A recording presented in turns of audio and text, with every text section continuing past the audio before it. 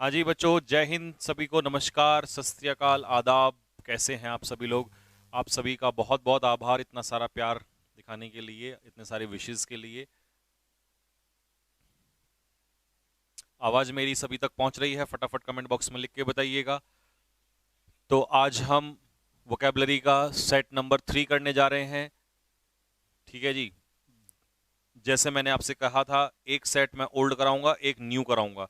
तो मैंने पहले एक सेट ओल्ड कराया था, फिर उसके बाद न्यू कराया, फिर आज न्यू है, फिर से आज ओल्ड नहीं है, फिर से न्यू है। तो मैं ओल्ड वाले सेट बीच बीच में डाला करूंगा। ज्यादातर मैं नई न्यू सेट लूंगा और बीच बीच में ओल्ड भी डाला करूंगा। ठीक है, तो उसकी टेंशन आपको नहीं लेनी है। ठीक मेरे भाई। और जैसा कि कल आपने देखा फिर से कि हम लोगों ने एनडीए में फिर से तूफान मचा दिया है। एनडीए के 50 में से लगभग लगभग 40 क्वेश्चंस ऐसे थे जो हमारे नोट्स से डायरेक्ट थे, जो पढ़े हुए थे। जो बच्चे ऑफलाइन में पढ़े हुए थे उनके 40 प्लस क्वेश्चंस उन्होंने फोड़े हैं। ठीक है। और क्योंकि हमारा एनडीए का कोई डेडिकेटेड बैच नहीं था, तो इसीलिए जो ऑनलाइन वाले बच्चे थे 30 35 40 क्वेश्चन उन्होंने भी किए हैं। लेकिन इस बार तो हम ऑनलाइन बैच भी ले रहे हैं, डेडिकेटेड बैच ले रहे हैं। तो भाई पूरा पेपर फंसेगा इस बार। तो आप टेंशन ना लें, बस यूं ही पढ़ते चलिएगा। महाकाल का आशीर्वाद हमारे ऊपर है, दया ऊपर बनी हुई है। जो हम पढ़ाते हैं वो पेपर में छपता चला जाता है। तो बस यही चीजें बनी रहें एज इट इज। ठीक, आप लोग पढ़ाई करते रहिएगा। ठीक है। हाँ, बस एक ही बात कहूंगा कि मुझे ये जरूर चाहिए आप लोगों से, रिवीजन जरूर करते रहना। जो बच्चा रिवीजन करेगा वो धमाका मचाएगा। ठीक है, कंटेंट तो तबाही मचाई हुई है। टॉपर्स के नेम, कौन कौन टॉपर रहा इस बार? पहले 3 टॉपर कौन कौन थे टेस्ट में? इंग्लिश के टेस्ट के 3 टॉपर्स कौन कौन थे? परीक्षा ऑफिशियल वाले जो लोग हैं इस समय भी बैठे हुए हैं, वो मुझे 3 टॉपर्स के नाम बताएं फटाफट। पहले पे, सेकंड पे और थर्ड पे कौन कौन है? मैं देखना चाहता हूं कौन 3 होनहार हैं वो लोग। क्लास स्टार्ट करने से पहले फटाफट जल्दी से एक बार।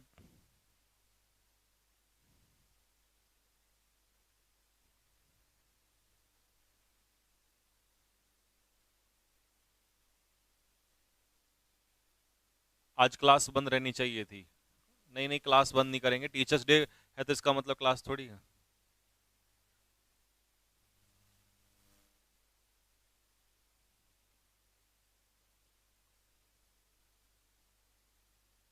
हम्म।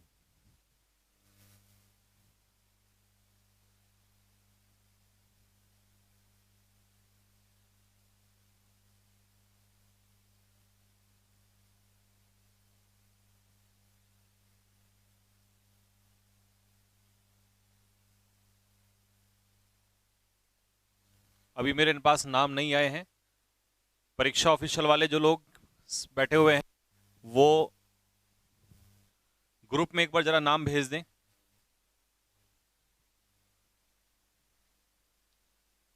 नंबर 1 पे कौन था?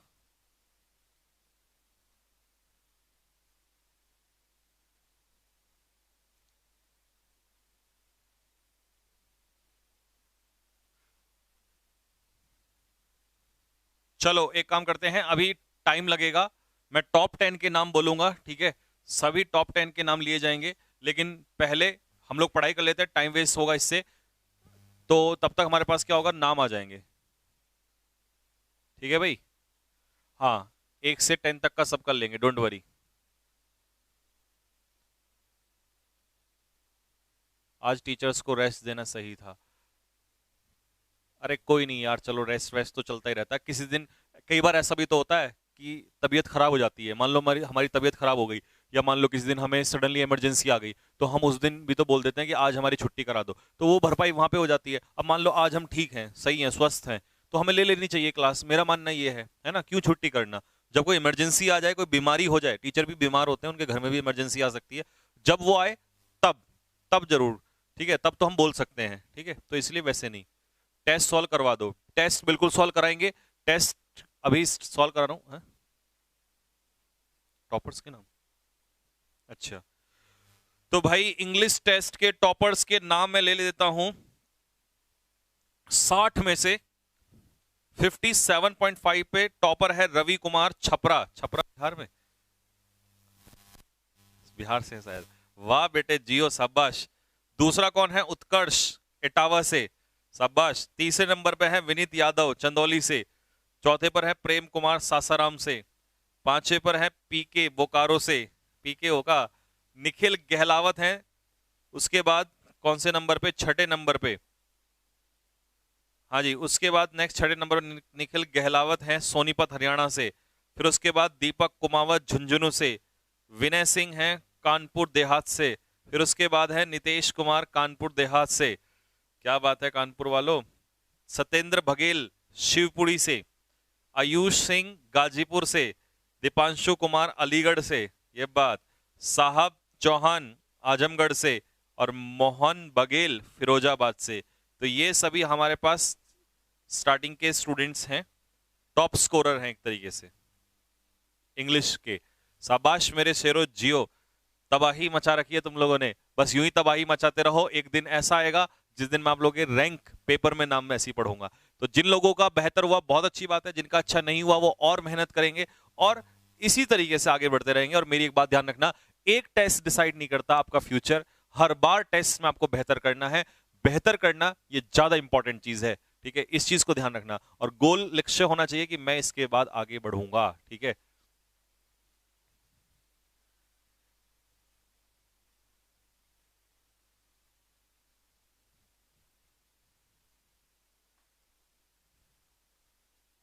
ठीक है भाई, चले स्टार्ट करें फटाफट, जल्दी से बातचीत बंद कर दो।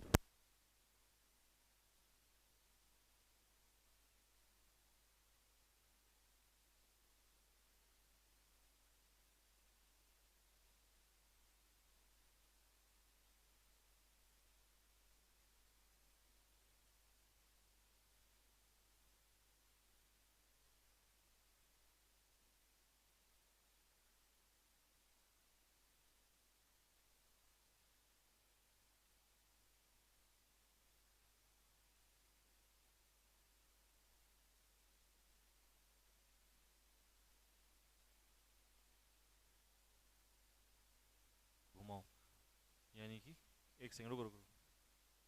हाँ, इधर की तरफ है। हम्म, हम्म,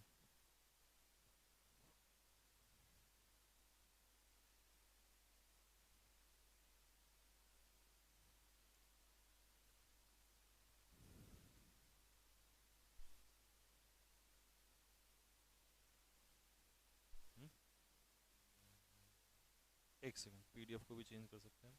हाँ हाँ ठीक है ठीक है। ठीक। चलो भाई बच्चा लोग, अब बिना बातें किए हुए काम पे लग जाते हैं। बातचीत बिल्कुल नहीं करेगा, कोई बच्चा बात नहीं करेगा। मैं किसी के कमेंट अब देखने वाला नहीं हूं।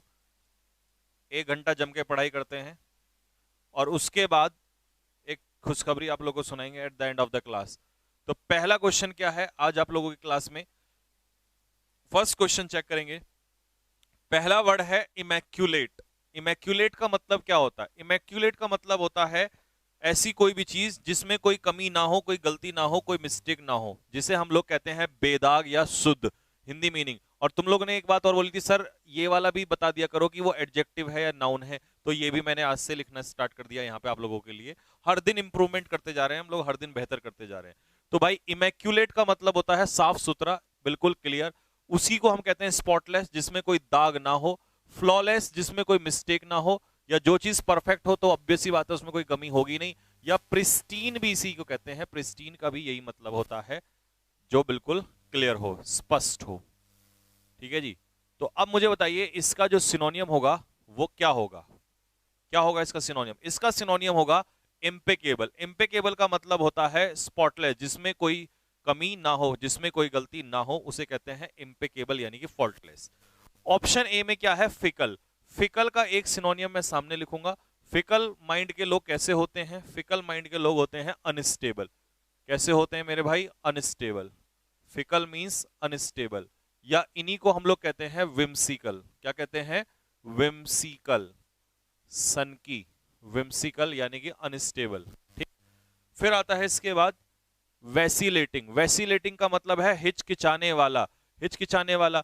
तो मैं आपको बता दूं, फिकल और वैसिलेटिंग सिनोनियम है एक दूसरे के। तो इसका सिनोनियम में हम वैसिलेटिंग भी लिख देते हैं, VACILLATING। वैसिलेटिंग का भी यही मतलब होता है, जो कभी भी चेंज हो सकता है, यानी कि अनस्टेडी, ठीक है, कभी भी पलट जाए। फिर है इसके बाद विली। विली कैसा होता है? चतुर, चालाक, यानी कि इसके लिए हम सिनोनिम लिख सकते हैं clever, CLEVER, clever. Wily is cunning, चालाक, चतुर, क्लेवर, ठीक है जी। तो एक ही लिखूंगा, ज्यादा नहीं लिखूंगा, क्योंकि फिर आगे भी लिखेंगे हम बहुत सारे, ठीक है, तो आते ही रहेंगे, तो धीरे धीरे बढ़ते ही रहेंगे, तो मैं इसीलिए एक लिख रहा हूं यहां पर, ठीक। ऑप्शंस के एक ही लिखा करेंगे हम, ज्यादा नहीं लिखेंगे ऑप्शंस के, ठीक है, क्योंकि वो अगले सीट में आ जाते हैं फिर। कैलामिटी क्या होता है? कैलामिटी नाउन होता है, क्योंकि वैसे भी जहां TY लगता है उसे हम लोग नाउन कहते हैं। तो कैलामिटी होती है आपदा, ठीक है, जैसे मान लो बाढ़ आ गई, ठीक है, बाढ़ आ जाए और आपका बादल फट जाए, तो ये सब क्या होते हैं? प्राकृतिक आपदा, अर्थक्वेक, भूकंप आ जाए, तो वो कैलामिटी होती है। तो उसे हम लोग कहते हैं कैटास्ट्रॉफी। क्या कहते हैं? कैटास्ट्रॉफी, एपोकैलिप्स, कैटास्ट्रॉफी, एपोकैलिप्स या कैटास्लिज्म। ये तीनों बहुत इंपॉर्टेंट वर्ड हैं, एग्जामिनर बहुत पूछता है इन तीनों को। इनका मतलब होता है डिजास्टर, यानी कि आपदा, ठीक है, ए आंसर हो जाएगा। अब इनोकस का मतलब क्या होता है? अहानिकारक, अहानिकारक होगा ये, मतलब जिसका कोई नुकसान ना हो। तो इसका एक सिनोनियम लिखूंगा मैं, हार्मलेस। मान लो कोई जहर है और उसका नुकसान नहीं है, तो वो हो जाएगा इनोकस। इनोकस का मतलब होता है हानिकारक, यानी कि जिसका कोई नुकसान ना हो। फिर आता है स्टालवर्ट। स्टालवर्ट बंदा कैसा होता है? रॉबिन्सन की तरह आपने देखा होगा, स्ट्रॉन्ग, हट्टा खट्टा प्राणी, उसे कहते हैं स्टालवर्ट, ठीक है। तो स्टालवर्ट क्या हो जाएगा? स्ट्रॉन्ग, बहुत ही मजबूत प्राणी। और एक है ऑप्शन में बैफल। बैफल मतलब चकमा देना, और चकमा देना मतलब किसी को कंफ्यूज करना। क्या करना? कंफ्यूज करना, यानी कि किसी को पजल करना। कंफ्यूज करना यानी कि किसी को पजल करना।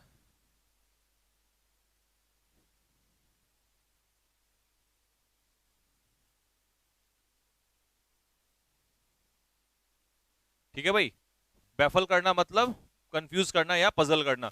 हाँ, एक बच्चा कह रहा है सर आज लिखना भी है, ये बताओ, इसमें सेटिंग करो, इसमें हो जाएगा। अच्छा, तो अगर विंडो डलवा लें। अच्छा, और अंदर से ही आते हैं? हाँ,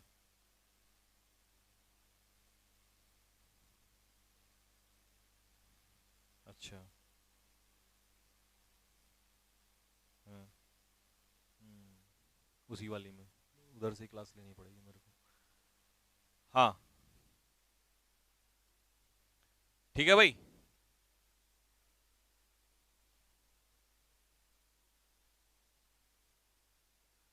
चलिए, तो सर लोग कह रहे हैं कि भाई ये आज नहीं हो पाएगा, क्योंकि इस वाली IFP पे मैं क्लास जब लेता हूं तो तब नहीं हो पाता है। उधर वाली में लिखा PDF मिल जाया करेगा आप लोगों को, ठीक है। तो कल से हम कोशिश करेंगे कि लिखा हुआ आपको दे देंगे, ठीक है। अभी इसको फटाफट कॉपी कर लो, जो ये ऑप्शंस मैंने लिखे हुए हैं, ठीक। और वैसे भी मैं कहता हूं कि हमेशा कॉपी पेन लेके बैठा करो, इतना आलसी मत बना करो, ठीक है।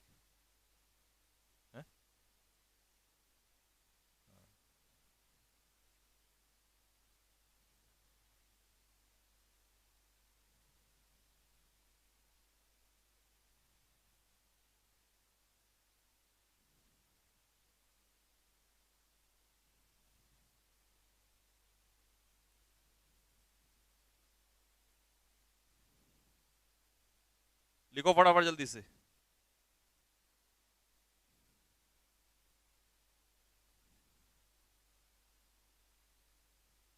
जब लिख लो तो थम्स अप डाल देना कमेंट बॉक्स में।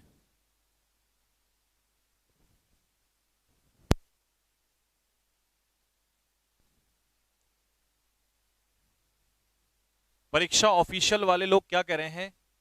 ऐप अपडेट आ गया है। हाँ, तो बेटा क्लास के बाद ऐप को अपडेट कर लेना, ऐप अपडेट आ गया है, ठीक है। हाँ जी, एक बच्चा पूछ रहा है सर इसका प्रोनाउंसिएशन क्या होगा? इसका प्रोनाउंसिएशन होता है कैटास्ट्रॉफी। क्या होगा? कैटास्ट्रॉफी। कैटास्ट्रॉफी होता है आपदा, प्राकृतिक आपदा, कैटास्ट्रॉफी, ठीक है। तो सेकंड क्वेश्चन जो है वो कंप्लीट हो गया है। अब मैं चल रहा हूं क्वेश्चन नंबर 3 की तरफ। क्वेश्चन नंबर 3 में क्या कह रहा है? Question number 3, एब्स्ट्रूज। एब्स्ट्रूज का मतलब होता है, एडजेक्टिव है ये, और एब्स्ट्रूज का मतलब होता है जो समझने में कठिन हो, जो समझ में आपके ना आए, उसे कहते हैं एब्स्ट्रूज। मान लो कोई पैसेज है और वो समझ में आपके नहीं आया है, तो वो एब्स्ट्रूज हो जाएगा, जो समझ से बाहर। यानी कि एक तरीके से ऑब्सक्योर। ऑब्सक्योर का मतलब है नॉट क्लियर, जो चीज समझ में ना आए उसे हम ऑब्सक्योर कहते हैं, या आर्केन या एसोटेरिक, या इसी के लिए एक वर्ड अभी रिसेंट एक पेपर में आया था, मिस्टीरियस, MYSTERIOUS।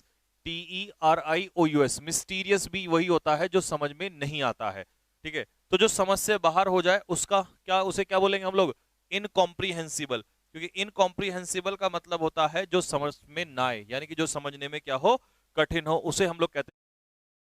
क्या हुआ?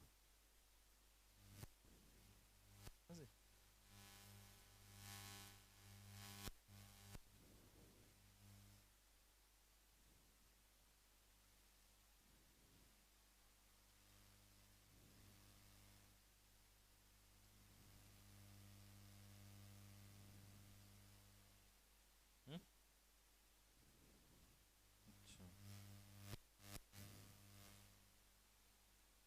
एक मिनट रुक जाओ जरा, कुछ नहीं हुआ, वो नीचे प्लग हट गया उसका।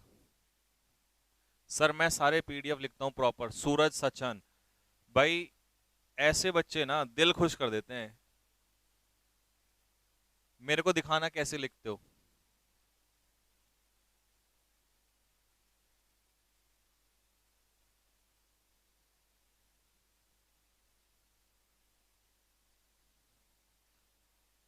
ऋषभ शर्मा क्या कह रहा है भाई, सब लोग अपडेट कर लो, बेस्ट एक्सपीरियंस के साथ, डाटा कम लग रहा है और कमेंट भी अच्छे हो रहे हैं। अच्छा ले भाई, खोलना जरा इसको।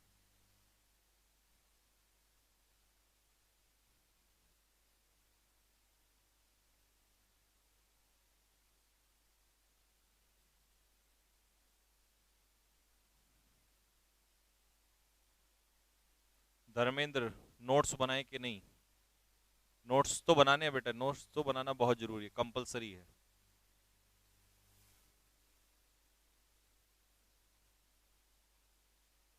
चलो क्वेश्चन नंबर 3।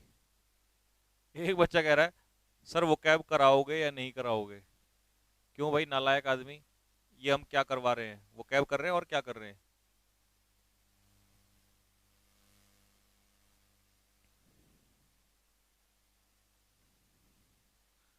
चलो जी, तो भाई थर्ड का आंसर क्या था, डी, एब्स्ट्रूज, यानी कि जो समझ से बाहर हो जाए। अब देखो इसके ऑप्शंस को क्लियर करते हैं। ऑप्शन में पहला वर्ड है रिनाउंस। रिनाउंस का मतलब क्या होता है, त्यागना। एब्डिकेट का मतलब भी क्या होता है, त्यागना। तो ये दोनों क्या हो जाएंगे, एक दूसरे के सिनोनियम्स हो जाएंगे। एक दूसरे के क्या हो जाएंगे, सिनोनियम हो जाएंगे। रिनाउंस और एब्डिकेट का मतलब हो जाएगा क्या करना, त्यागना, किसी चीज को छोड़ देना, अबेंडन कर देना। तो इसका हम एक वर्ड यहां पे लिख देंगे, अबेंडन। अबेंडन, ABANDON, अबेंडन मतलब किसी को छोड़ना या त्यागना, ठीक है। अगला है एब्सकॉन्ड। एब्सकॉन्ड का मतलब होता है, एब्सकॉन्ड का मतलब कठिनाई नहीं होता, एब्सकॉन्ड का मतलब होता है फ्ली। फ्ली मतलब रन अवे, 9 2 11 हो जाना। 9 2 11 होना यानी कि रन अवे, भाग जाना। 9 2 11 होना यानी कि भाग जाना। उमा प्रजापति, सर मैं ये पूछ रही हूं कि स्टोरी करवाओगे या ओनली टेस्ट करवाओगे? टेस्ट तो कहां ले रहा हूं, टेस्ट तो सैटरडे को लेते हैं। हाँ, स्टोरी से मैंने कराया था आप लोगों को वुमेन एम्पावरमेंट। एक मैं स्टोरी से कराऊंगा चाइल्ड लेबर। चाइल्ड लेबर, अगली स्टोरी बताओ कब करवानी है, कितने सेट के बाद करवानी है। वैसे बच्चे मेरी बात, बच्चे जो मानते हैं ना वो हमेशा सफल होते हैं। एनडी में भी देख लो, जिन्होंने मेरी बात मानी पूरे चौड़े होकर घूम रहे हैं आज, ठीक है। एयरफोर्स में भी ऐसा, हर एग्जाम में ऐसा होता है, टीचर की बात माननी चाहिए।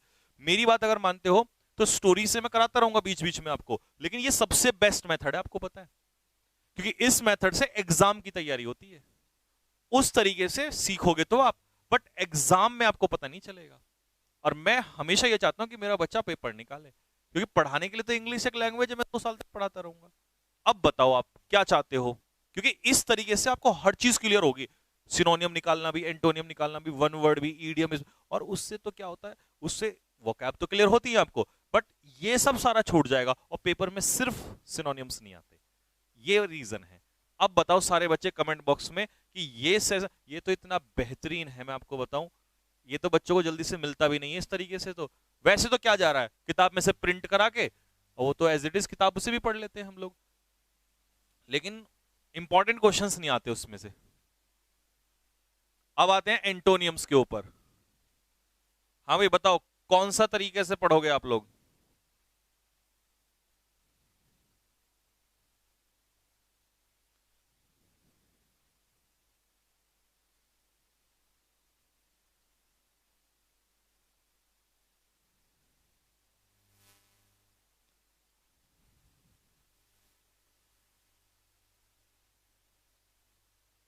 सबसे अच्छी पता है इस बात इस मेथड की सबसे अच्छी बात पता है क्या है? इसमें सब कुछ कवर होता है और एक अच्छे कॉम्पिटिटर के रूप में आप उभर के आते हो। ठीक है, हाँ। नेक्स्ट अगला क्वेश्चन नंबर 4। फ्रेल क्या होता है बेटा? फ्रेल होता है एडजेक्टिव और इसका अर्थ होता है कमजोर। इसका सिनोनियम है इनफर्म, वीक या फीबल। इन सभी का मतलब होता है कमजोर। अब कमजोर का उल्टा, कमजोर का उल्टा क्या होता है? कमजोर का उल्टा, जो व्यक्ति कमजोर है, अभी तो बताया था रॉबिन सर की तरह हट्टा खट्टा मजबूत प्राणी, तो जो कमजोर है उसका उल्टा क्या हो जाएगा? मजबूत प्राणी, यानी कि स्टर्डी, है ना। स्टर्डी क्या होता है? स्टर्डी होता है, भी बताया मैंने, स्टर्डी होता है strong. Sturdy is strong, sturdy होता है स्ट्रॉन्ग। स्टाउट, STOUT, स्टाउट, हट्टा खट्टा मजबूत प्राणी। अगला है फिएस्को। फिएस्को क्या होता है? फिएस्को होता है फेलियर, FAILURE, फेलियर। फिएस्को फेल होना, विफल होना किसी काम में, फेलियर। अगला है PENURY, ये बेटा वाई है, इसे वाई कर लेना। PENURY, पेन्योरी। पेन्योरी क्या होता है? गरीबी। पेन्योरी इज गरीबी, तो यहां पर हम लिख देंगे पोवर्टी, POVERTY, पेन्योरी इज पोवर्टी। और एक्मे मैंने स्टोरी में पढ़ाया था आपको, एक्मे क्या होता है? Top point. तो एक्मे का सिनोनियम हम क्या लिख देंगे? पिनेकल, PINNACLE, पिनेकल या पीक, चोटी, एपेक्स, ये आपको पढ़ाया हुआ है। तो ये हो गया इसका आंसर। पहला क्वेश्चन हमारा, यानी 4 नंबर का क्वेश्चन क्लियर हो गया है। अब आते हैं क्वेश्चन नंबर 5 की तरफ, फटाफट नोट करते चलो। क्वेश्चन नंबर 5 क्या है? क्वेश्चन नंबर 5 है इसेंट्रिक। इसेंट्रिक का मतलब क्या होता है? इसेंट्रिक का मतलब होता है स्ट्रेंज, विचित्र, सबसे अलग, सबसे भिन्न, उसे कहते हैं इसेंट्रिक। तो इसेंट्रिक होता है स्ट्रेंज, जो सबसे दुनिया में सबसे अलग दिखाई दे। ठीक है, तो ये एडजेक्टिव होता है। क्या होता है ये? एडजेक्टिव। सन की मतलब बिल्कुल सबसे अलग एक तरीके से। अनकॉमन, जो सबसे बिल्कुल अलग हो, सबसे भिन्न हो। एबनॉर्मल मतलब जो नॉर्मली सबकी तरह ना हो, सबसे अलग हो। या अनकन्वेंशनल भी कहते हैं इसे, अनकन्वेंशनल। स्ट्रेंज भी कहेंगे इसे, क्या कहेंगे? स्ट्रेंज। और पिक्यूलियर, पिक्यूलियर भी क्या होता है? स्ट्रेंज। अब ये तो हो गया सबसे अलग, उल्टा हो गया सबके जैसा। तो सबके जैसा बताओ क्या होगा? सबके जैसा होगा नॉर्मल, साधारण। और ये होता है असाधारण।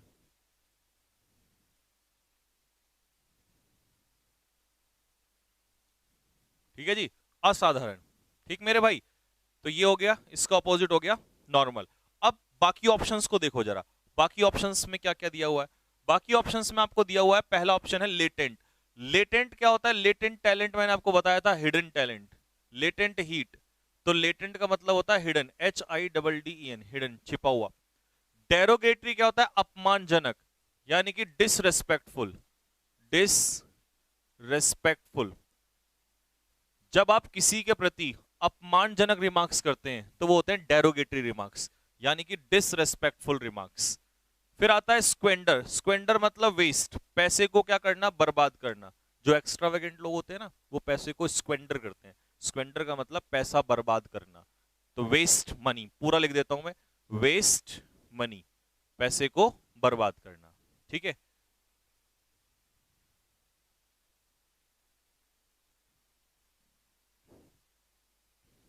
ठीक है भाई।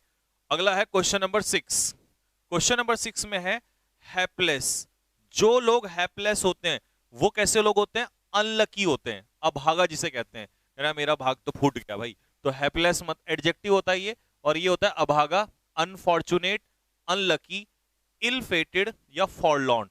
इन सभी का मतलब होता है अनलकी होना, आप यानी कि किस्मत खराब होना। अब इसका उल्टा लकी, अनलकी का उल्टा लकी होगा। अब लकी तो इसके ऑप्शन, अच्छा डी ऑप्शन नहीं है, तो इसका डी ऑप्शन देखते हैं जरा। डी ऑप्शन कहां है? ये रहा, हाँ। डी ऑप्शन में लिखा है स्पष्ट रूप से, क्या लिखा है भाई? डी ऑप्शन में लिखा है आपका फॉर्चुनेट, तो इसका आंसर हो जाएगा भाग्यशाली, फॉर्चुनेट।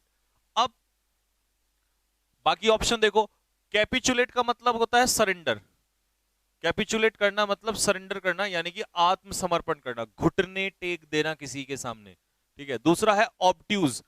ऑब्ट्यूज एंगल आपने सुना होगा, जो 90 डिग्री से बड़ा एंगल होता है। देखो, एक होता है 90 डिग्री का एंगल, एक होता है 90 से छोटा, ये होता है एक्यूट, और एक होता है 90 से बड़ा, ये होता है ऑब्ट्यूज।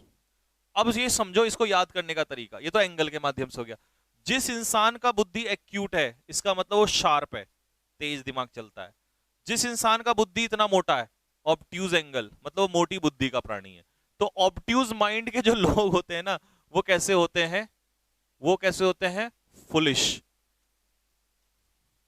मूर्ख होते हैं वो, ठीक है। स्टूपिड हम उन्हें कह देंगे, स्टूपिड, मूर्ख प्राणी होते हैं वो, मतलब चालाक नहीं होते वो लोग, स्टूपिड होते हैं वो लोग। और एड्यूलेशन क्या होता है, इसकी हिंदी गड़बड़ है। एड्यूलेशन क्या होता है, चापलूसी, यानी कि इसको हम क्या कहेंगे, फ्लैटरी। एड्यूलेशन इज फ्लैटरी, यानी कि चापलूसी।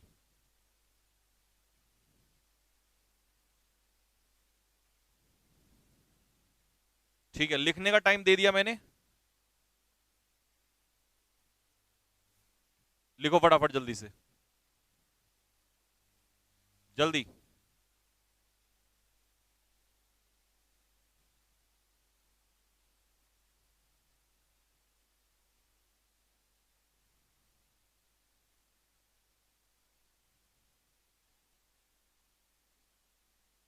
जैसे ही लिख लें आप लोग, थम्स अप मार देना एकदम कमेंट बॉक्स में।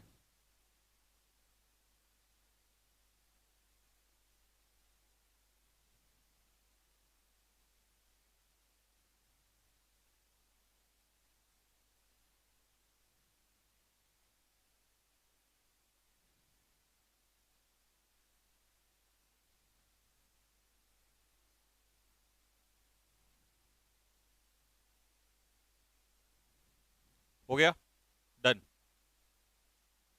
नेक्स्ट, ईडियम नंबर 1, पहला ईडियम है आपका, फटाफट आंसर देना स्टार्ट करो। पहला ईडियम क्या है आपका, अर्ली बर्ड। अब जिस व्यक्ति को हम अर्ली बर्ड कहते हैं, इसका क्या मतलब है, जिस व्यक्ति को अर्ली बर्ड कहते हैं, सपोज करो I am an early bird, तो मैं क्या कहूंगा, मैं अर्ली बर्ड हूं और मैं सुबह जल्दी उठता हूं। तो जो व्यक्ति सुबह जल्दी उठता है, या जो व्यक्ति किसी काम को जल्दी करता है, या जो व्यक्ति सबसे पहले आता है, उसे हम लोग क्या कहते हैं, ठीक है जी, जल्दी उठकर काम शुरू करने वाला व्यक्ति, तो उसे हम लोग कहते हैं अर्ली बर्ड। तो आंसर क्या हो जाएगा इसका, फर्स्ट अराइवल, ठीक है। हाँ, या गेट अप अर्ली, अर्ली उठ जाना। अगला इडियम है be in the running, running में होना। अब मान लो इंडिया जो है मैच हार गया पाकिस्तान से, लेकिन India is still in the running of Asia cup, अभी भी दौड़ में है। तो जब आप किसी दौड़ में होते हैं, तो इसका मतलब जीतने की पोजीशन में होते हैं। तो India is in the running मतलब in a good position to win, यानी कि जीतने की पोजीशन में होना, जीतने की लकीर, हाँ, लाइन में होना। ठीक है भाई, क्लियर हो गया। तो बी इन द रनिंग का मतलब है in a good position to win, जीतने की कगार में होना, जीतने की पोजीशन में होना। ठीक, नेक्स्ट अगला है अ सी चेंज। अब कई लोग होते हैं कि आप देखते हो कि भाई उसने क्या किया आज,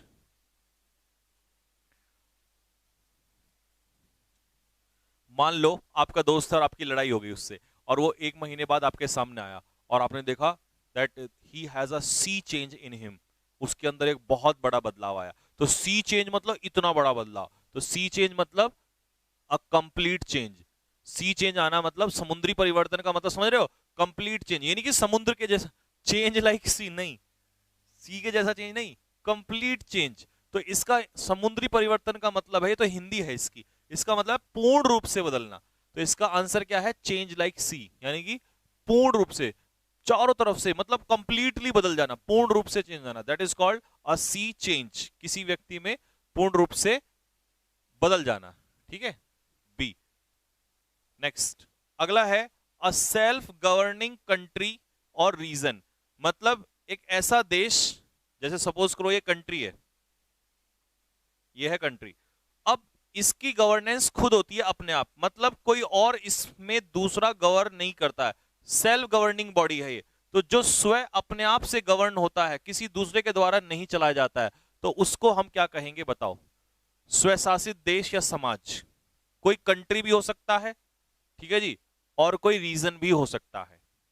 बताओ क्या कहेंगे उसे? उसे हम क्या कहेंगे? ऑटोनॉमी। क्योंकि ऑटोनॉमी क्या होती है? सेल्फ डिपेंडेंस, खुद पर निर्भर रहना, यानी ना रहना। ठीक है। अब मोनार्की क्या होता है? मोनार्की होता है rule of king, rule of king, राजा का कानून। डेमोक्रेसी क्या होता है? Government by people, for people and of people, लोगों के द्वारा, लोगों का, ठीक है, और लोगों के लिए, लोकतंत्र जिसे कहते हैं। और एनार्की क्या होता है? अराजकता, यानी कि नो लॉ, जहां पर कोई कानून या नियम नहीं होता। A government in which there is no law. मान लो अगर मैं कहूं कि पाकिस्तान में कानून खत्म हो जाए, सब कुछ तहस नहस हो जाए, इसका मतलब वहां क्या फैल जाएगी? अनार्की हो जाएगी, लॉलेसनेस। कानून होगा ही नहीं, ना कोई रोकेगा किसी को, ना कुछ करेगा, जो मन चाहिए, जैसे कि एक तरीके से अफगानिस्तान में हो गया था, अराजकता फैल गई थी वहां पर। तो एनार्की क्या हो जाएगा? दैट इज अराजकता, लॉलेसनेस, जहां पर कोई लॉ ना हो।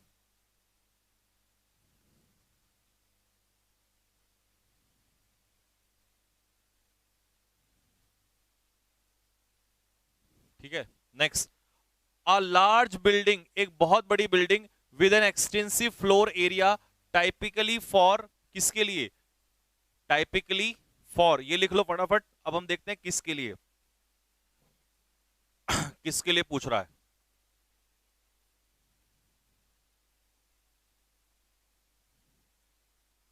टाइपिकली फॉर हाउसिंग एयरक्राफ्ट, इसका मतलब जहां पर एरोप्लेन खड़े होते हैं। अब बताओ, चारों ऑप्शन आपके पास हैं, जहां पर एरोप्लेन्स खड़े होते हैं उसको क्या कहेंगे? तो मेरे भाई, जिसको, बच्चों, जिसको, उस जगह को हम क्या कहेंगे जहां पर एरोप्लेन खड़े होंगे? That is called hangar. Hangar का मतलब होता है a place where aeroplanes are kept, जहां पर एरोप्लेन्स खड़े किए जाते हैं उसे हम लोग कहते हैं हैंगार। ठीक है। अच्छा ये बताओ जल्दी से, हार्बर किसे कहते हैं? HARBOUR, हार्बर पे कौन खड़े होते हैं? एयरपोर्ट तो सबको पता है, हवाई अड्डा होता है, और यहां पर पैसेंजर्स होते हैं, जो हवाई यात्रा करने वाले यात्री होते हैं। एवियरी क्या होता है? अ प्लेस फॉर बर्ड्स, चिड़ियाओं का जहां पालन होता है उसे एवियरी कहते हैं। और ईव्स ड्रॉपर होता है छिपकर बातें सुनने वाला। ठीक है। वन हु लिसन्स सीक्रेटली, जो दूसरों की बातों को चुप चोरी, कान लगा के चुपके से सुनता है ना, उसे कहते हैं ईव्स ड्रॉपर, यानी कि वन हु लिसन्स सीक्रेटली, जो चोरी चुपके से किसी की बात को सुनता है उसे कहते हैं ईव्स ड्रॉपर। ठीक है जी। हैंगर इसका आंसर। हार्बर नहीं बताया आपने, हार्बर बताओ क्या होता है? हाँ जी।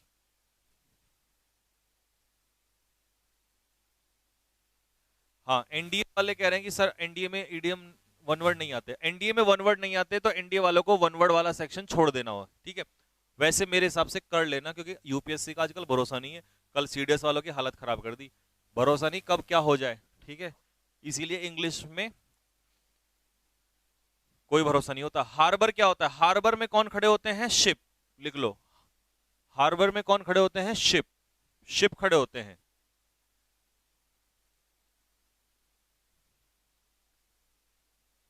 शॉप खड़ी नहीं होती, शिप खड़े होते हैं। हाँ शॉप, हार्बर में शिप खड़े होते हैं, पानी के जहाज।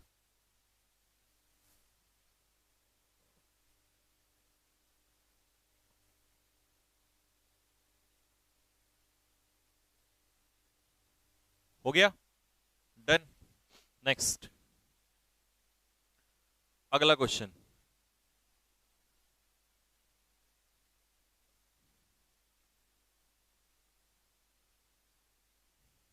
अगला क्वेश्चन है question number 12। A person who thinks that bad things are more likely to the part of a situation. तो इसका मतलब वो ये कहना चाह रहा टू हैपन और who emphasizes the bad part of a situation। यानी कि वो आपसे पूछ रहा है निराशावादी किसे कहेंगे, उस व्यक्ति को क्या कहेंगे जो निराशावादी होता है। ठीक है, one who looks at the dark side of things, जो चीजों की डार्क साइड पर देखता है, उसे क्या कहेंगे, उसे क्या कहेंगे मेरे भाई, उसे क्या कहेंगे। ऑप्शन में नहीं है, गलती से ऑप्शन में नहीं आ पाया, कोई बात नहीं, अगर नहीं आ पाया कोई दिक्कत नहीं, तो हम उसका आंसर लिख देंगे। लिखो, उसे हम कहेंगे पेसिमिस्ट। लिखो पेसिमिस्ट। पेसिमिस्ट होता है निराशावादी, और अगर कल को पूछता आपसे आशावादी, तो उसे आप क्या कहोगे, ऑप्टिमिस्ट। ऑप्टिमिस्ट को लिखो आशावादी।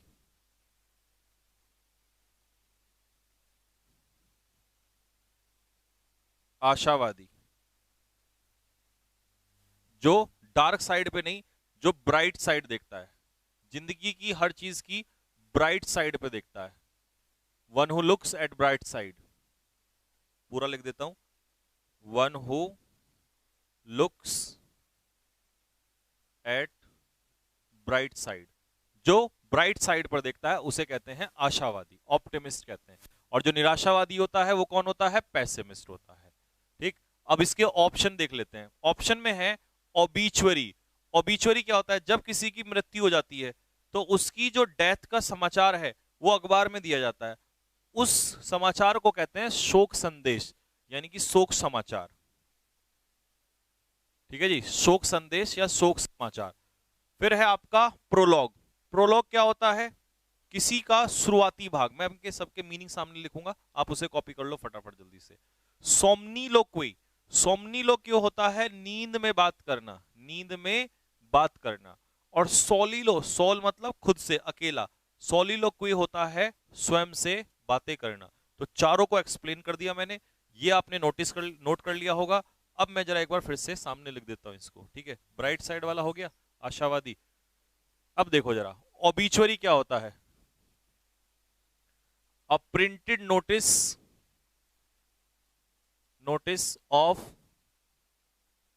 समवंस डेथ, किसी की मृत्यु का जो प्रिंटेड नोटिस होता है अखबार में, उसे ओबीचुअरी कहते हैं।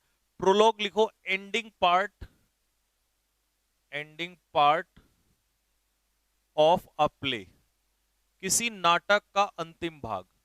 सोमनीलोक्वी क्या होता है, टॉक इन स्लीप, नींद में बात करना। और सोलिलोक्वी क्या होता है, talk to oneself, talk to oneself, खुद से बात करना, स्वयं से बातें करना।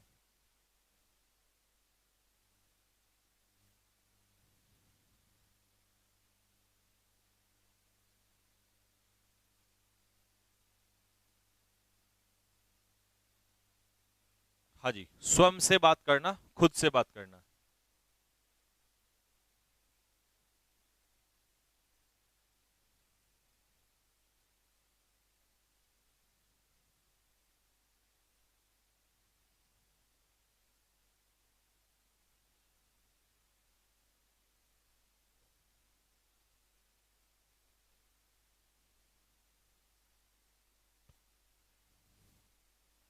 जब आप लिख लें तो कमेंट बॉक्स में थम्स अप फेंक के मार देना।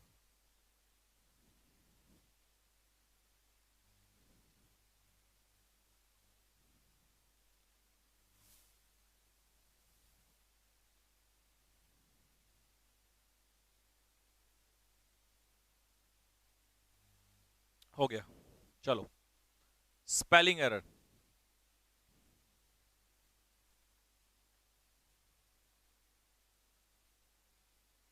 आइए जी, आपको सही स्पेलिंग बतानी है कमेमोरेट की। आंसर दो फटाफट जल्दी से, ये तुम ही करोगे इसको सॉल्व। कमेमोरेट की स्पेलिंग क्या है, मनाना नहीं होता। कमेमोरेट मतलब होता है याद करना, याद करना, यानी कि रिमेंबर, रिमेंबर, किसी चीज को याद करना।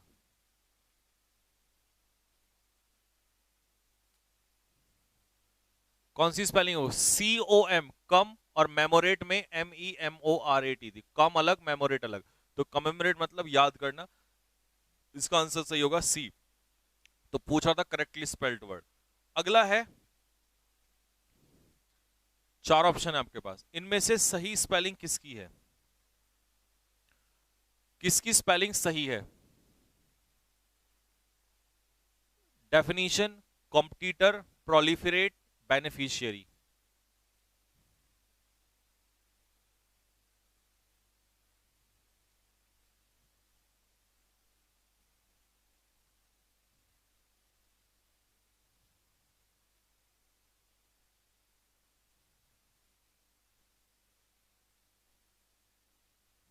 देखो, इसमें सही स्पेलिंग किसकी है? डेफिनेशन की स्पेलिंग सही है। अब कॉम्पिटिटर की स्पेलिंग सही क्या होगी वो सामने लिखेंगे, क्योंकि पूछ लेता है। COMPETITOR, competitor. प्रोलिफरेट की सही स्पेलिंग क्या होगी? प्रोलिफरेट, प्रोलिफरेट की स्पेलिंग ये सही होगी। और इसका मतलब होता है प्रोलिफरेट का स्प्रेड, यानी कि चारों दिशाओं में फैलना। बेनिफिशियरी की स्पेलिंग क्या होगी? BENEFICIARY,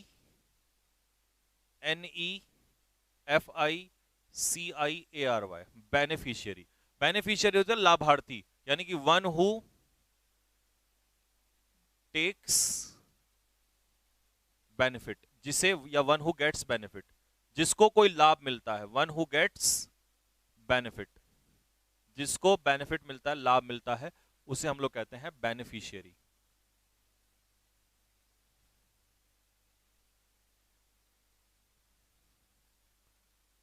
जैसे ही नोट हो जाए कमेंट बॉक्स में फटाफट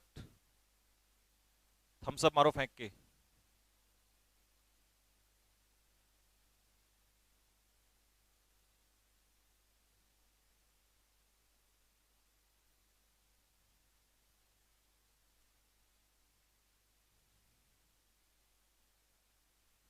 चलिए,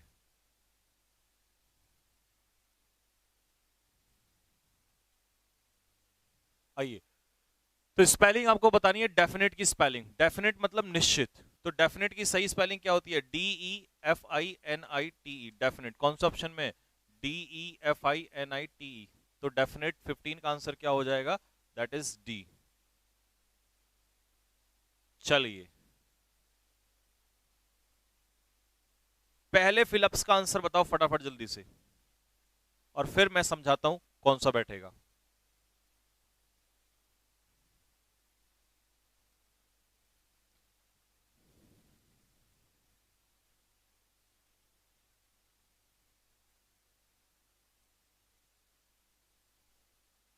हाँ जी, एवरीबडी, हर, हर कोई उसकी इज्जत करता है, करता था या कर रहा है, ये तुम्हें देखना है।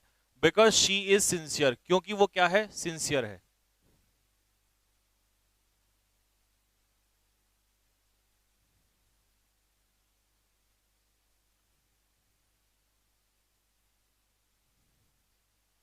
चलिए, देखो भाई, इस फिलअप में क्या आंसर हो सकता है? सबसे पहले मैंने देखा बिकॉज शी इज मतलब यहां पर क्या दिया हुआ है मुझे? प्रेजेंट दिया हुआ है। क्या दिया हुआ है? Present, PRESENT। यहां पर दिया हुआ है प्रेजेंट टेंस। जब यहां पर प्रेजेंट दिया, अच्छा, एवरीबडी अपने आप में कैसा सब्जेक्ट होता है? सिंगुलर। कैसा होता है मेरे भाई? सिंगुलर। जब ये सिंगुलर है तो ये आर तो हो नहीं सकता, पहली बात। दूसरी बात, जब ये प्रेजेंट है तो क्योंकि वो सिंसियर है इसीलिए अभी लोग उसका सम्मान करते हैं। जब ये प्रेजेंट है तो ये भी प्रेजेंट होगा, तो रेस्पेक्टेड भी नहीं होगा। अब एवरीबडी सिंगुलर है तो सिंगुलर के साथ एससीआईएस लगेगा, क्योंकि हमें प्रेजेंट डेफिनेट टेंस सिखाता है कि सिंगुलर के साथ क्या लगता है? एससीआईएस। तो क्वेश्चन नंबर 16 का जो आंसर होगा वो क्या होगा? डी। बी नहीं होगा, क्योंकि एवरीबडी सिंगुलर है और सिंगुलर के साथ यहां पर एससीआईएस नहीं है, इसीलिए बी भी इसका आंसर नहीं होगा। अब मैंने आप लोगों को एक दिन WH वर्ड का जिक्र किया था, बताया था। तो 17 क्वेश्चन का आंसर मुझे बताओ, 17 में कौन सा सही होगा? मोहित आस्क्ड मी, मोहित ने मुझसे पूछा था। हिंट आपको मिल गया आस्क्ड से, आस्क्ड में हिंट दिया हुआ है।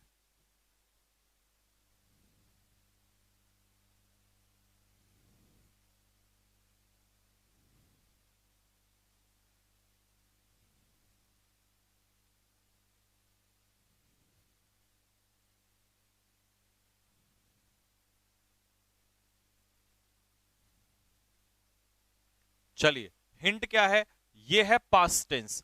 अगर हमारी रिपोर्टिंग वर्ब कभी पास्ट में होती है तो आगे का स्पीच भी किस में जाएगा, पास्ट में जाएगा। अगर आगे का स्पीच पास्ट में जाएगा तो डू वाला केस तो नहीं होगा, यानी कि आंसर होगा या तो ए होगा या बी होगा। ठीक है, अब हमने कॉन्सेप्ट अपने बेसिक क्लास में पढ़ा था कि जब भी किसी वाक्य में WH वर्ड सेंटेंस के मिडिल में आ जाए तो उसके बाद पहले क्या आना चाहिए, सब्जेक्ट। क्या आना चाहिए उसके बाद, सब्जेक्ट आना चाहिए। क्या आना चाहिए, सब्जेक्ट। सब्जेक्ट के बाद आनी चाहिए हेल्पिंग वर्ब, अगर सेंटेंस के मिडिल में है। तो यहां पर WH वर्ड सेंटेंस के मिडिल में दिया हुआ है, इसीलिए इसके बाद पहले सब्जेक्ट आएगा। और अगर पहले सब्जेक्ट आएगा तो हेल्पिंग वर्ब नहीं आएगी, क्योंकि ये इंटरोगेटिव नहीं है। तो इसका आंसर क्या हो जाएगा, बी इसका आंसर हो जाएगा, why I did not pay. Next question number 18, these days मैं क्या खाता हूं, I like to eat nuts and seeds, मैं खाना पसंद करता हूं, along with किसके साथ साथ, फ्रूट्स, फलों के साथ साथ, because I am conscious of, क्योंकि मैं अवेयर हूं। कॉन्शियस के साथ, अवेयर के साथ प्रेपोजिशन लगती है ऑफ, और ऑफ क्या है, प्रेपोजिशन। और प्रेपोजिशन के बाद आने वाला शब्द क्या होता है, नाउन। तो हमें क्या ढूंढना है, noun. I am conscious of, I am aware of, तो माई। और माई क्या है, पजेसिव एडजेक्टिव, और पजेसिव एडजेक्टिव अपने पीछे क्या लेता है मेरे भाई, नाउन लेता है। तो मुझे यहां पर तुम नाउन बता दो जल्दी से, कौन सा वर्ड है जो नाउन को लेकर आएगा इसमें। चार ऑप्शन है, फटाफट बताओ जल्दी से।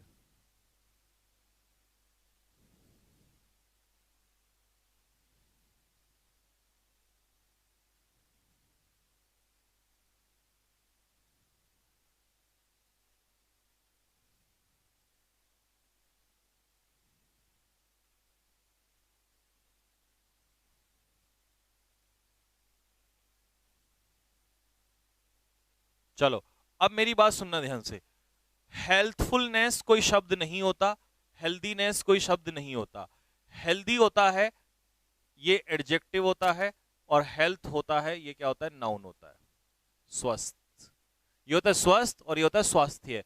तो हमें माय, मेरा स्वास्थ्य को लेकर चिंतित है, ठीक है। तो माय क्या है, एडजेक्टिव, और एडजेक्टिव के पीछे क्या आता है, नाउन। तो मुझे यहां नाउन की जरूरत थी, तो मेरा आंसर क्या हो जाएगा, माय हेल्थ, ना कि माय हेल्दी।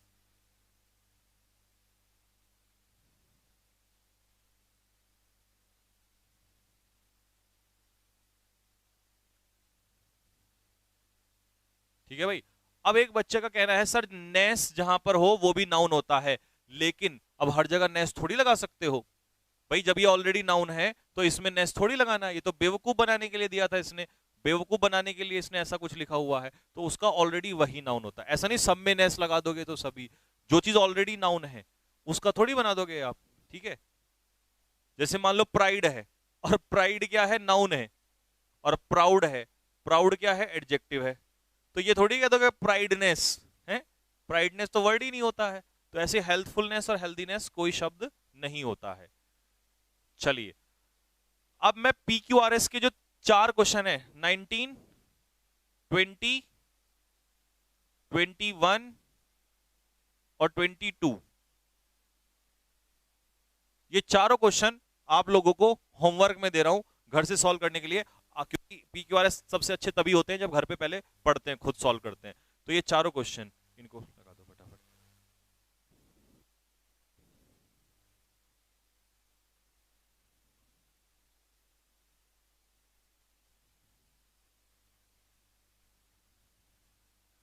सर ये शीट वॉल्यूम 2 में है, नहीं है, वॉल्यूम 2 में नहीं है।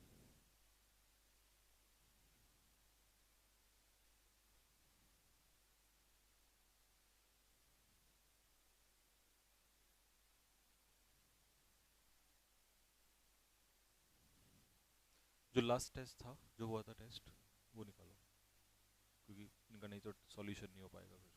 तो वो सॉल्यूशन करा देते साथ के साथ। नहीं ये नहीं, हाँ जो टेस्ट नहीं हुआ था सैटरडे को इस बार।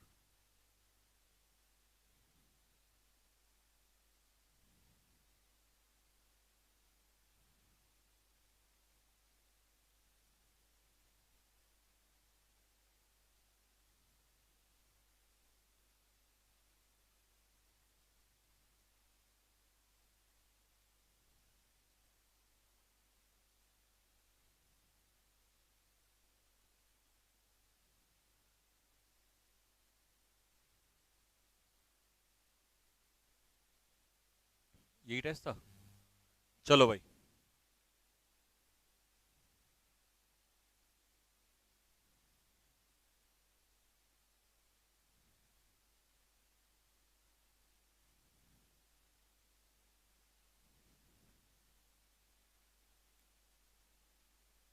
चलो भाई, बच्चा पार्टी।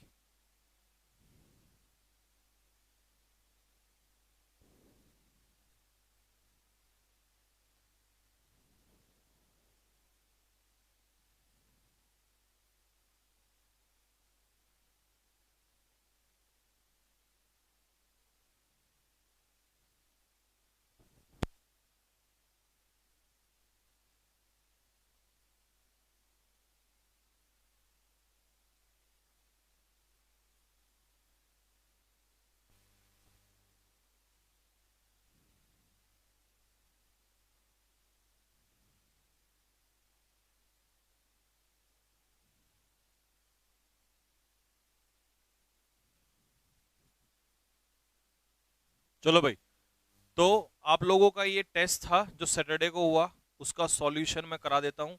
ठीक है, नहीं तो ये डाउट बच्चों के, आप लोगों के ऐसे ही रह जाएंगे। ठीक है,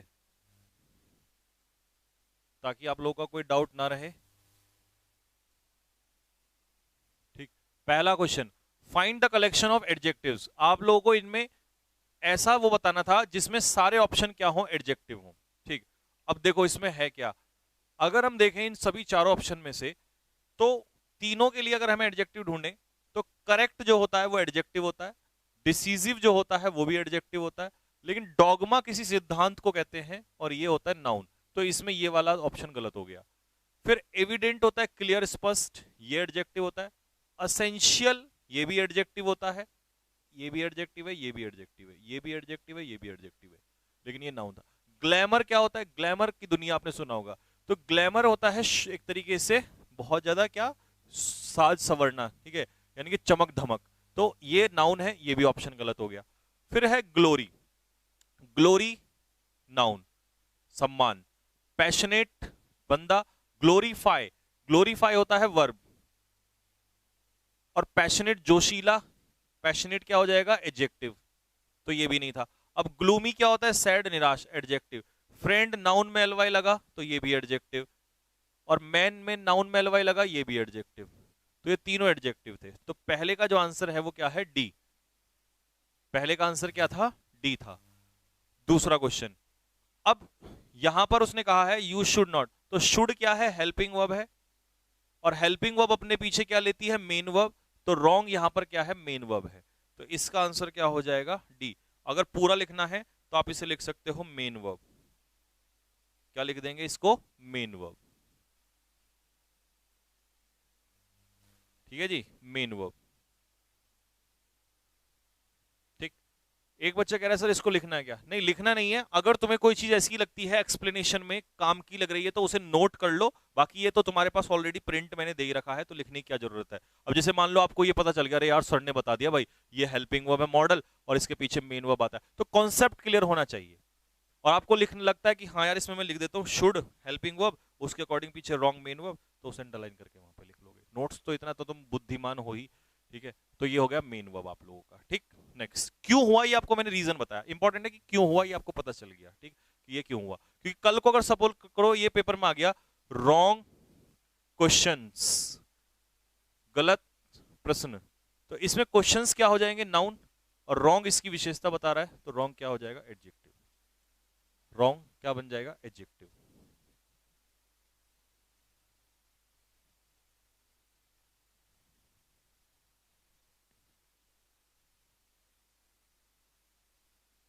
ठीक है, क्योंकि ये यहां पर किसकी विशेषता बता रहा है, नाउन की विशेषता बता रहा है, और जब ये नाउन की विशेषता बताएगा तो ये क्या हो जाएगा, एडजेक्टिव हो जाएगा।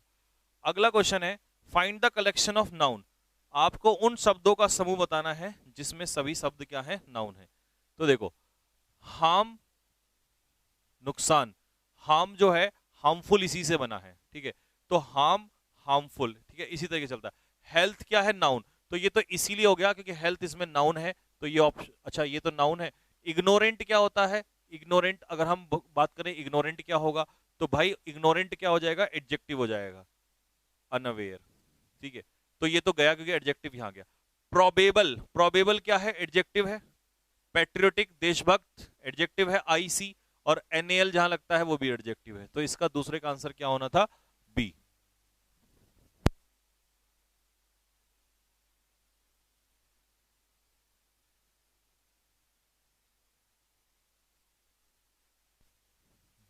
नेक्स्ट अगला क्वेश्चन है, the then principal was present.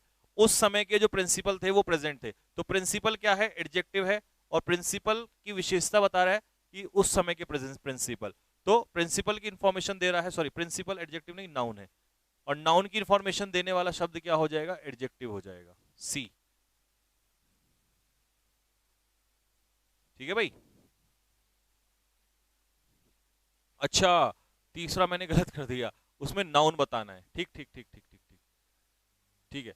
तो हमें नाउन बताना है। अब देखो मेरे भाई, मर्सी क्या होती है? सी वाई जहां लगता है नाउन। कंपैशन में एस आई ओ एन जहां लगता है वो भी नाउन। और कावर्ड तो होता ही क्या है? नाउन, क्योंकि इसमें जब एल वाई लगता है तब ये कावर्डली एडजेक्टिव बनता है। तो नाउन, इसका आंसर तीसरे का क्या हो जाएगा? सी हो जाएगा।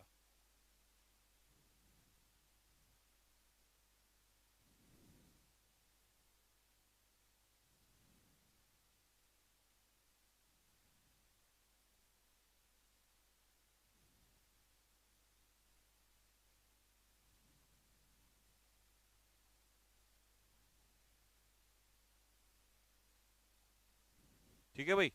तो 4 का आंसर क्या हो गया हमारा? सी। Next question number 5।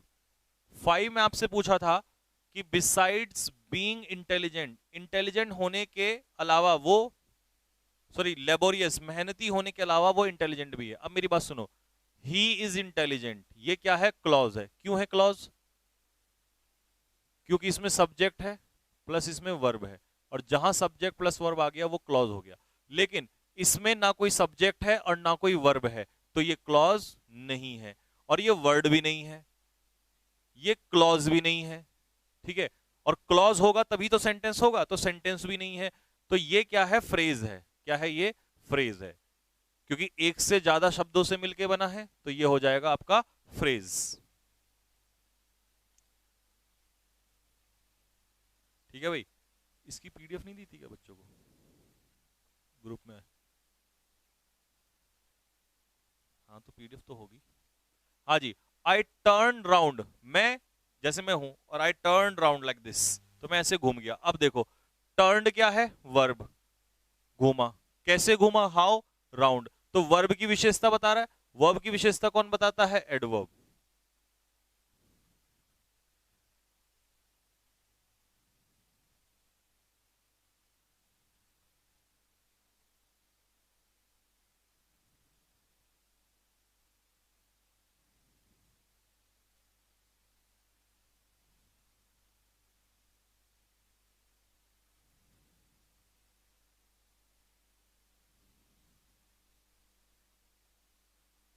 हाँ जी। तो ये क्लियर हो गया भाई। क्वेश्चन नंबर 6 का आंसर क्लियर हो गया आप लोगों को। क्वेश्चन नंबर 6 का आंसर क्या था? सी था। नेक्स्ट 7, अ फॉल्स रिपोर्ट, एक झूठी जो रिपोर्ट है, गलत रिपोर्ट जो है, राइट्स पास्ट। ठीक है। एक झूठी गलत रिपोर्ट जो है, ठीक है, वो बीत चुकी है, खत्म हो चुकी है। अब ये राइट क्या है यहाँ पर? वर्ब। वर्ब की विशेषता कौन बता रहा है? तो वर्ब की विशेषता कौन बताएगा? एडवर्ब। तो इसका आंसर क्या हो जाएगा? सी, क्योंकि ये वर्ब की विशेषता बता रहा है, adverb. Next, one may think him to be mad, एक व्यक्ति उस आदमी को गलत सोच सकता है। तो मे क्या है यहाँ पर? Helping verb model. Helping verb अपने पीछे क्या लेता है? Main verb. और इसका क्या ऑब्जेक्ट हो गया? हिम। टू बी क्या हो गया? इन्फिनेटिव। इन्फिनेटिव यानी कि 2+V1। ठीक है। और मैड, मैड का मतलब पागल, तो ये भी ये हो गया आपका एडजेक्टिव। अब वर्ब से पहले क्या चाहिए? सब्जेक्ट। और सब्जेक्ट के रूप में कौन है? वन। और वन यहां पर किसी का नाम नहीं है। नाम नहीं है तो नाउन नहीं है, इसका मतलब क्या है? प्रोनाउन है। तो 8 का आंसर क्या हो जाएगा? बी।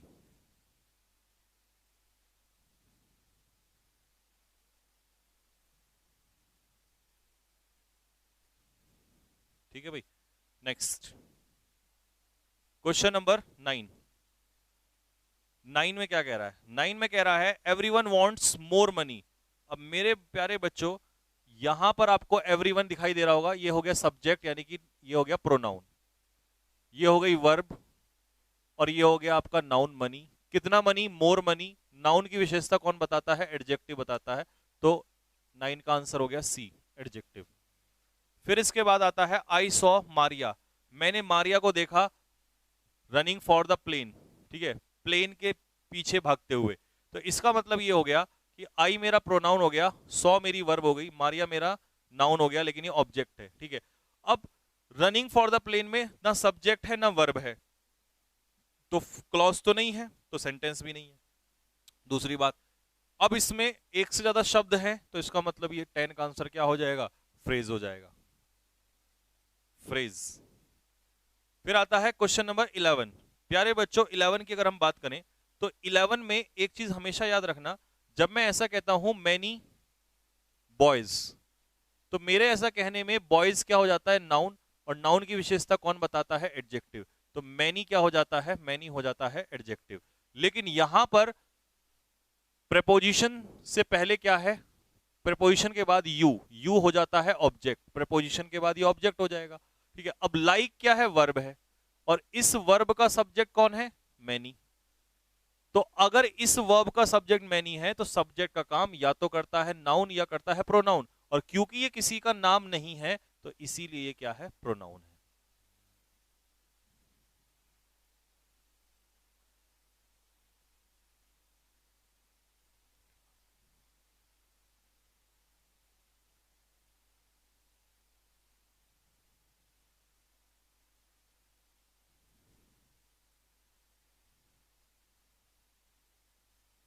ठीक है भाई।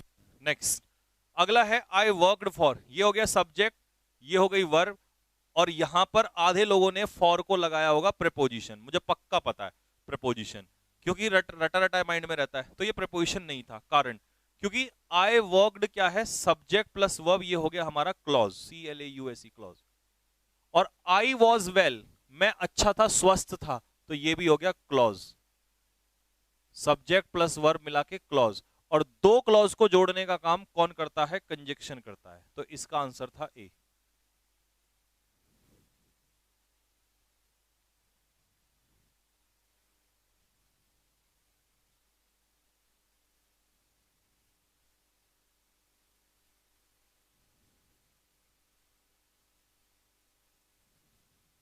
ठीक है, तो ये क्वेश्चन 12 वाला तो बेहतरीन क्वेश्चन था, एक से एक बढ़ के क्वेश्चंस आपके पास मैंने बना के दिया आपको, ठीक है।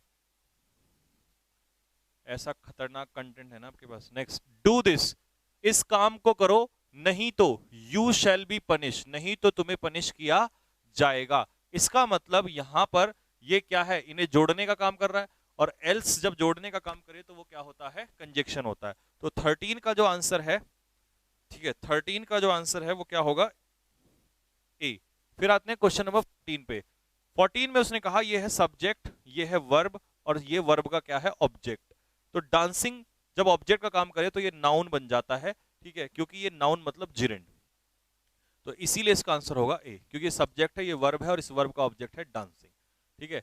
हालांकि फिर यहां पर देखें प्रेपोजिशन, ये प्रेपोजिशन का ऑब्जेक्ट यानी कि ये नाउन हो जाएगा, बट हमें देखना है वर्ब का ऑब्जेक्ट। आई लाइक व्हाट, अब जो व्हाट का आंसर दे वो तो ऑब्जेक्ट होता है, और ऑब्जेक्ट का काम या तो नाउन करता है या प्रोनाउन करता है, और ये नाम है ना, तो ये हो जाएगा नाउन। तो इसका आंसर हो जाएगा नाउन, या जिरेंड भी कह सकते हैं इसको, क्या कह सकते हैं?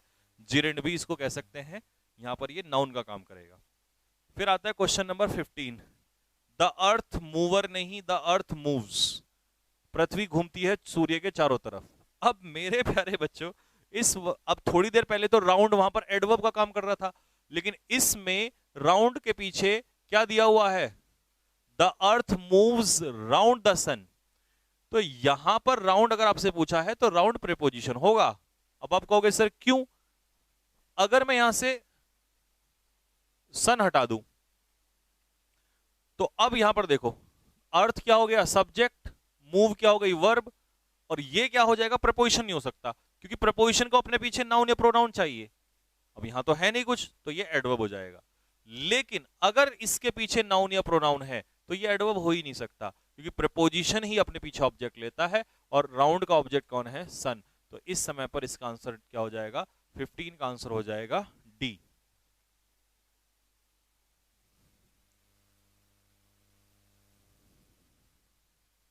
ठीक है, 15 का आंसर क्या हो जाएगा? डी हो जाएगा। ठीक, 13 वाला आपको बता दिया, 13 में एल्स क्या हो जाएगा? कंजक्शन। नेक्स्ट, अब तुमसे पूछा था गो, बताओ गो क्या है? गो क्या है बताओ? गो, गो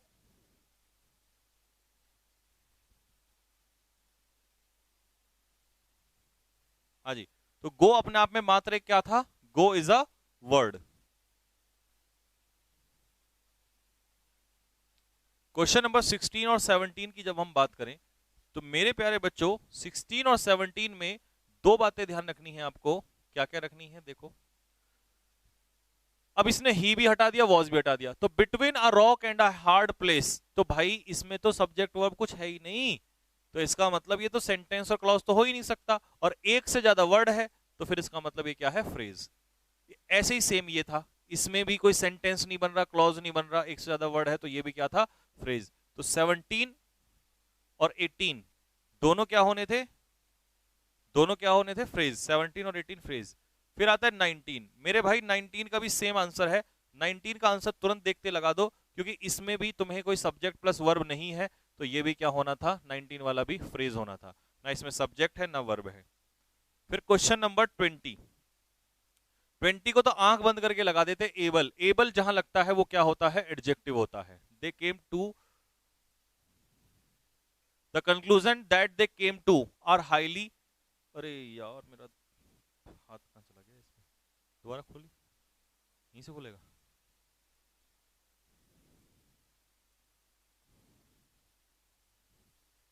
एक तो ये हाथ उंगली भी दर्द कर रही है आज, खोलने दो इसको। एबल जहां लगता है वो एडजेक्टिव होता है।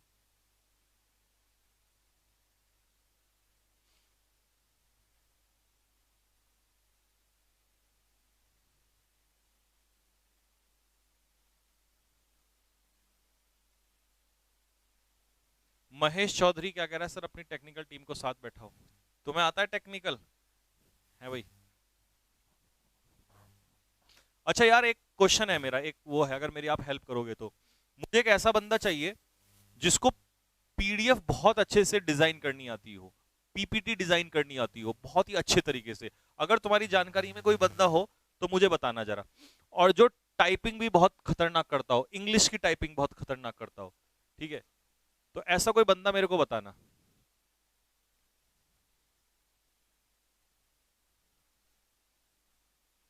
चलो, क्वेश्चन नंबर 21 में, this year marks the, article के बाद, आर्टिकल के बाद क्या आता है? नाउन आता है, तो ये हो जाएगा नाउन। आई स्टिल चेरिश, मुझे आज भी सारी मेमोरीज याद है, of those far of days. अब डेज क्या है? नाउन, और नाउन की विशेषता बताने वाला शब्द क्या होता है? एडजेक्टिव। तो 22 का आंसर क्या हो जाएगा? सी, क्योंकि ये नाउन की विशेषता बता रहा है, तो आंसर हो जाएगा एडजेक्टिव। ठीक है, 23, 23 सीडीएस का आया हुआ क्वेश्चन है। आई डोंट थिंक, मुझे नहीं लगता, I will come on Saturday, मैं सैटरडे को आऊंगा। I have a lot of work to do, मुझे करने के लिए बहुत सारा काम है। I don't really like parties, मुझे पार्टीज बिल्कुल भी पसंद नहीं है। अब कई बच्चे रटे रटाए पता क्या करते हैं? वो क्या करते हैं, जो रटने वाले बच्चे होते हैं वो पता क्या करते हैं? बिसाइड तो प्रपोजिशन होता है। अरे मेरे भाई, बिसाइड प्रपोजिशन तब होता है जब उसके पीछे या तो नाउन आए या प्रोनाउन आए, तभी वो बिसाइड प्रपोजिशन होगा। यहां तो इसने पूरा सेंटेंस दिया हुआ है, पूरा सेंटेंस दिया हुआ है, और जब भी बिसाइड पूरे सेंटेंस को क्वालिफाई करेगा तो वो किसका काम करता है? एडवर्ब का काम करता है। किसका काम करता है? एडवर्ब। 23 का आंसर, 23 का आंसर जो है वो एडवर्ब है।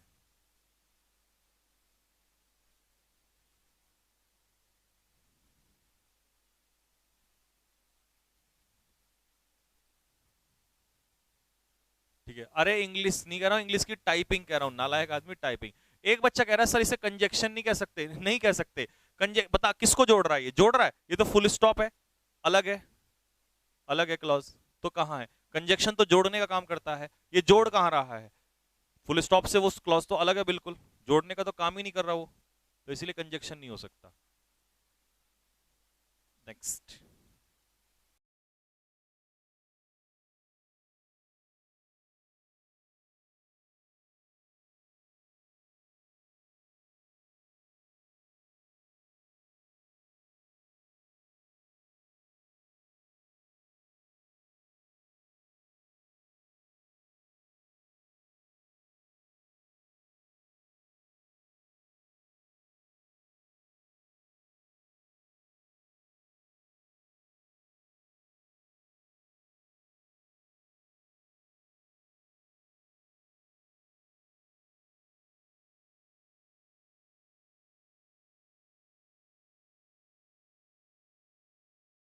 कह रहा है I would like an ice cream, मुझे आइसक्रीम, मैं लेना चाहूंगा ice cream. Are you having one too, क्या तुम भी लेना पसंद करोगे? तो ये वन किसके लिए आया? ये वन आइसक्रीम के लिए आया। मैं आइसक्रीम लेना चाहूंगा, क्या तुम भी आइसक्रीम लेना चाहोगे? तो यहां पर ये क्या हो जाएगा? प्रोनाउन हो जाएगा। 26 का आंसर हो जाएगा B.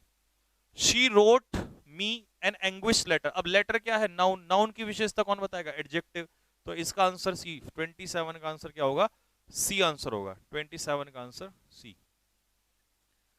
Next 28, there is a visitor. ये तो सिंपल है, कौन सा आर्टिकल होता है? ये इंडेफिनिट आर्टिकल होता है। 28 का आंसर सी। ऐसे 29 में, 29 वगैरह वी वेंट अवे। अब ये वेंट अवे क्या है? Clause. Clause. They had left, ये भी क्लॉज। और प्यारे बच्चों, दो क्लॉज को जोड़ने का काम कौन करता है? कंजक्शन करता है। 29 का आंसर हो जाएगा डी।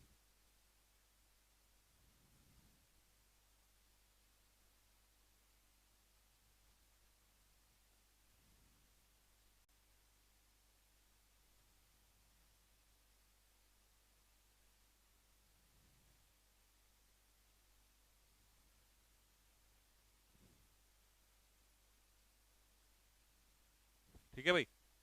नेक्स्ट अगला 30। 30 में आपसे कह रहा है, अब कई बच्चों ने पता है इसका आंसर पता नहीं क्या क्या लगा दिया होगा। सुनो, व्हाई इज इट, अच्छा क्या ये क्वेश्चन मार्क दे रहा है? Why did you go there, तुम वहां क्यों गए? इसका मतलब ये क्वेश्चन पूछ रहा है, तुम वहां क्यों गए, ये क्वेश्चन पूछ रहा है। तो इसका मतलब यहां पर वाई जो है उस समय क्या कहलाता है? इंटेरोगेटिव वर्ड कहलाता है, एडवर्ब हो जाता है उस समय पर।